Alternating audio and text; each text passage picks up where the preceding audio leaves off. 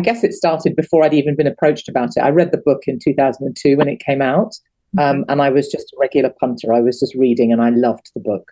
And so when 15 years later, when Simon Friend got the rights to the book and thought, let's make a play, and he asked me if I'd do it, I jumped at the chance without having a clue how I would do it, because it's a very complicated book and it doesn't naturally lend itself to a theatrical experience, I think, because there's no central story through it, but there are these fascinating chapters. So my job was difficult, but also because I loved the book, it felt, I won't say easy, but it felt welcome. It was a challenge I was up for. And I literally took a highlighter pen and the novel, and I highlighted all the different sections of the book that I liked, that were dramatic, that was dialogue, and I put each section into a different heading. It's a way of sort of analysing Yann Martel's text, really. So different headings like family, faith, survival, zoo, animals, philosophy. And then the central story of the book is very straightforward. A boy from India, from Pondicherry, he and his family emigrate to Canada with their zoo animals. The ship sinks, everybody dies, but Pi ends up on a boat, on a lifeboat with 4 wild animals.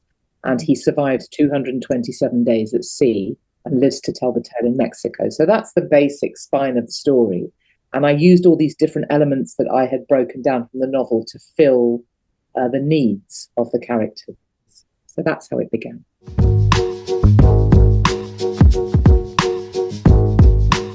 I'd say all of it. I'd say all of it to start with.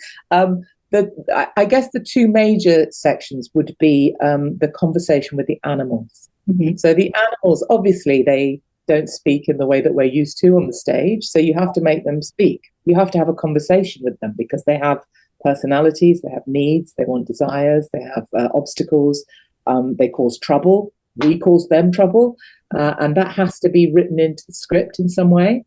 So I worked very closely with the director, Max Webster, and the puppet and movement director and co-designer, Finn Caldwell, and the teams of puppeteers that we've had, to understand how a wild animal would be trapped on a lifeboat with a boy.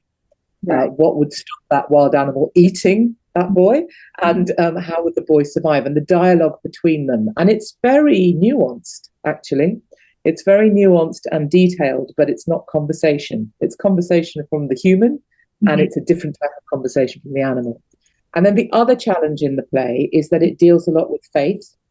And that's one of the things I loved about Yann's book, is that he looks at the 3 major faiths. He can't cover all of them. So he looks at the Muslim faith, Hindu faith, and Christian faith.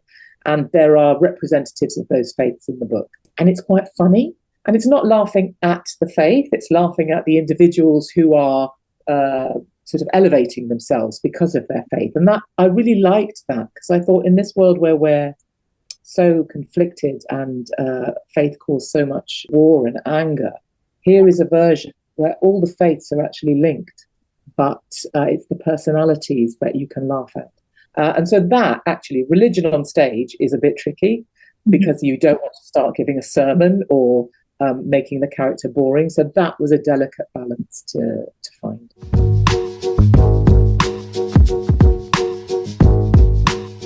Yes, and they're all informed by the book, really, because I guess the central idea of the story is that a boy struggles to survive in really, really difficult circumstances where it's a life or death situation, and that happens again and again and again. Yeah. And you really don't know if he's going to survive. And so I had to make the crisis very real. One of the basic things that help us survive is food, water, shelter, and company. Right. And those are the things that, especially after COVID, when we've all been locked away in COVID, when some of those things were denied us, you realize how essential they are for your mental well-being as well as your physical well-being. Right. And then what keeps you going in those moments is faith, maybe religion, but maybe other faith in your family, faith in your own qualities, faith in the nature, in the cosmos. So actually, they kind of go hand in hand. um, exploring the different elements of faith, where it is the religions, but it's also Pi learning to have faith in himself. So it's all tied around that struggle for survival, and actually they're hard to pull apart. And I think like that anyway, really. So I guess it helped.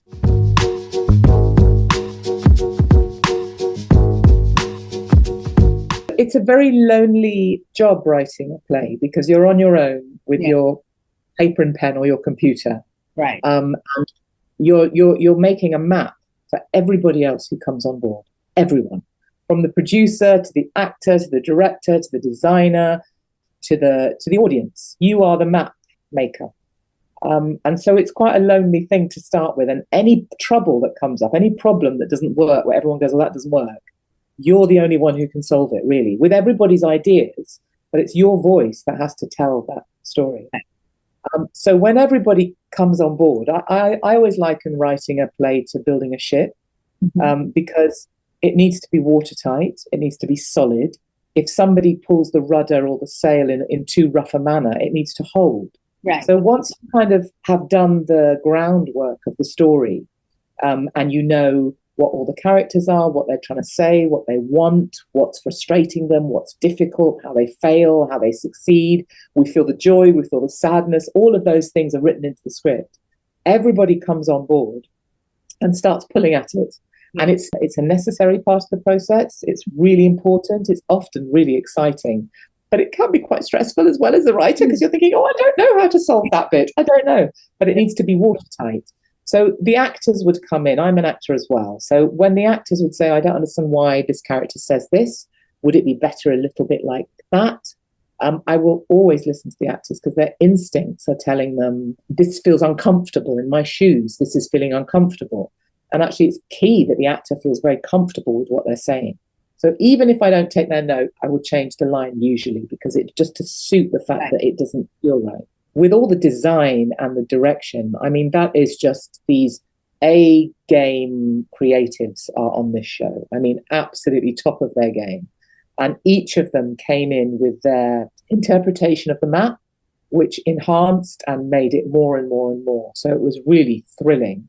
And my gift with this one was that actually, as they put their ideas into the pot, I wrote it into the script.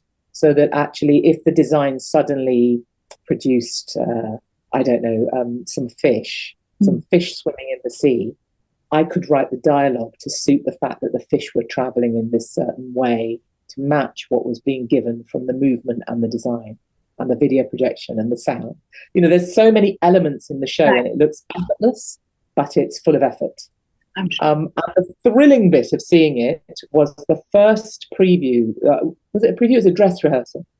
We did it in Sheffield, in the north of England, and it was an invited audience. It was pretty free, really. They give the free tickets because we're not quite ready, but we're almost ready to show it. And Sheffield is a very diverse city, all kinds of religious, all races, everybody. So the audience was 900 people going, right, how are you going to put Life of Pi on stage? Come on, show us. And, the show wasn't as polished as what you're going to see in Mumbai, anywhere near that. But it had the bare bones of what it was. I mean, it's magical. You see that all these elements, the video projection, the design, the puppets, the movement, the actors, the sound, the music, the composition of the music, all of them are happening at the same time to create a flat wooden stage to make you feel seasick at sea. There is rain, there is sun, there is joy, all of it in the drama. And at the interval, there's a big moment for the interval.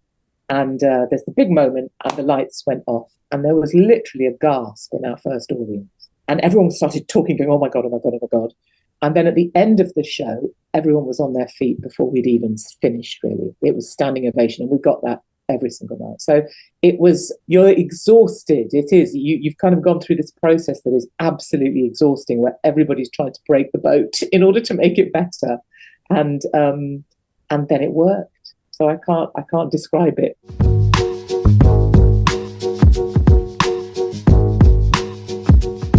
So that would be Finn Caldwell and Nick Barnes, who was our other puppet designer and maker, that taking the map of the script we knew we had to do puppets. Yes. Because an actor playing a tiger is not enough. We knew it had to be between Lion King and Warhorse. Yeah. That it needed to be something new, Right. interpreting animals in a new way. I know that the bodies of the animals, they're made from, I can't remember what the material is. It's a very light but durable kind of, I think it's a plastic, it's a sort of molded material. And each piece, the animals are completely finished, but they're patterned like driftwood.